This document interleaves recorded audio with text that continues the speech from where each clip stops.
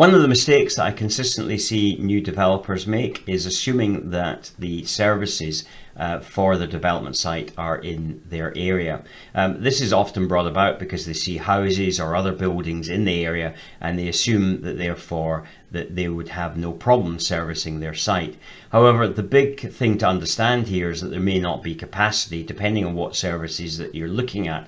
That can be electricity, could be water, in other words the disposal, shall I say, of foul water. Is there enough capacity in the sewer? What are you going to do with the disposal of surface water, because generally they will not allow you to put that into the sewer.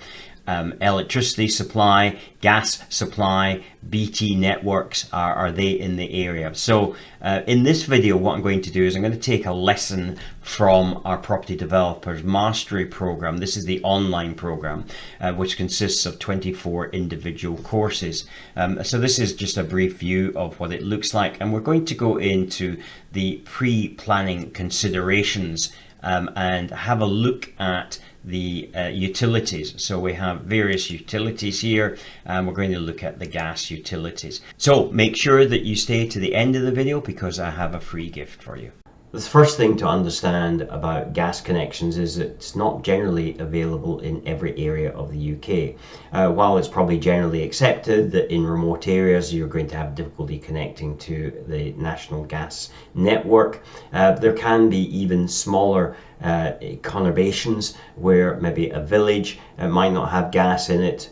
Even some larger towns don't necessarily have gas, so it's not serviced throughout the country, and so therefore you may, if you find that it's not supplied in your area, and that's the first thing that you really want to establish, then you may need to go for an alternative such as bottled gas. So that can be above or below ground bottled gas. It can be oil tanks. So you have oil delivered to each of the individual houses.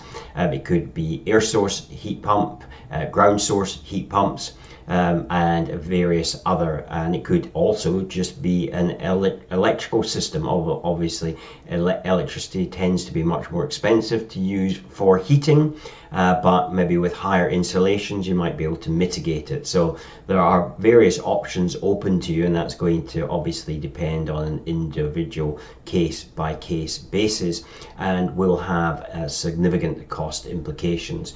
So the immediate, if you don't have gas, which tends to be the cheapest in terms of heating, then you may have to look at alternatives to that, and that's going to require a bit of further investigation. Like retail energy, or should I say like electricity, there is essentially a retail supplier and the wholesale supplier. And so you can go to the Ofgem site, and there'll be a link below this video for you to be able to go there. Simply enter your postcode in there. So we shall put in a postcode here.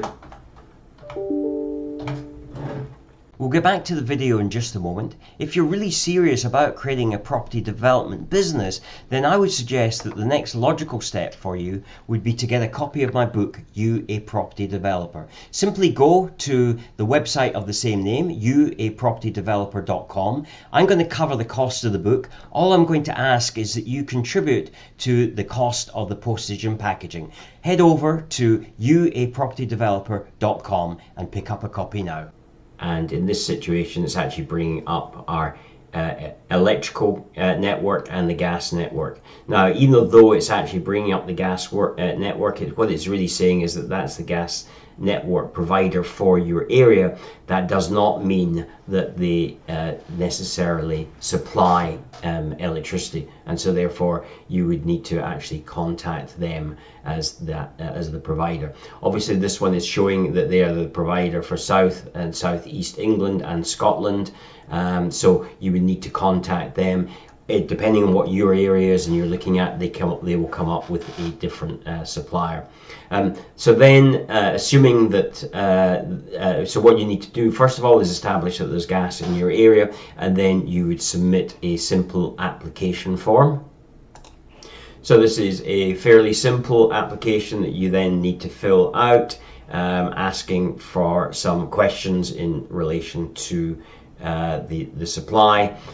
Table down here is how many units you're going to build over the course of these years. In your situation, it's unlikely you're probably going to go beyond year 1. But this is obviously for larger house developments. And then they're asking for a site plan and any other information to be sent on to them. So this is an application for British Gas. It may be different for your area, but that needs to be completed. The process again is similar to electricity in as much as on the day of installation, you're going to have 3 teams involved. You're going to have your energy network who is going to come on site. You're going to have your energy retail supplier who's going to fit the meter, and you're going to have a qualified gas engineer who's going to create from the meter into the gas infrastructure that you've built within the house. And so that bears in mind that the house has got to be developed to the point where the infrastructure is already in place. You can't actually do this until the infrastructure is in place. So that would be need to be the situation. You're probably going to do the gas and electricity at the same time. You may be using the same trenches, but that will be all part of the discussion between you and the gas supplier and in how you're going to do the installation. The other thing is you need to have a thing called the MPRN, so that's meter point reference number for your gas installation. This is essentially an address and it goes on to a website called Exoserve, and that's not something that you will have access to. That's only something that the energy companies have access to, but in order to link you up with your meter, you would have to have that number on their server, on the Exoserve server, because that's how they then reference where the electricity is coming from. And the reason for that is so is that the supplier, in other words the wholesaler of gas, is billing then the retailer for the gas, and then of course the retailer bills you with a margin on top of that, clearly, for your energy. But it's so that they know where that gas is going and where it's serviced through. So that's essentially what you need to be doing for your gas supply, if indeed gas is in your area. So again, you can see the need to actually start this process fairly early on, because you need to get these things in place. I mentioned at the beginning of the video there would be a free gift for you if you stay to the end. This is what we call the plot checklist. This allows you to check out 57 different items on a potential development site that you're looking at, and help you avoid serious cost overruns.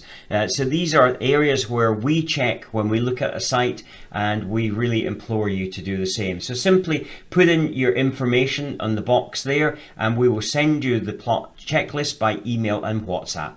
And further on from that, if you are new to the channel, then make sure you have a look around. There's lots of videos, over 400 videos on our site right now. There's lots of information to consume, and if you haven't already subscribed, please make sure that you subscribe. Take care, and look forward to speaking to you on the next video. Bye bye.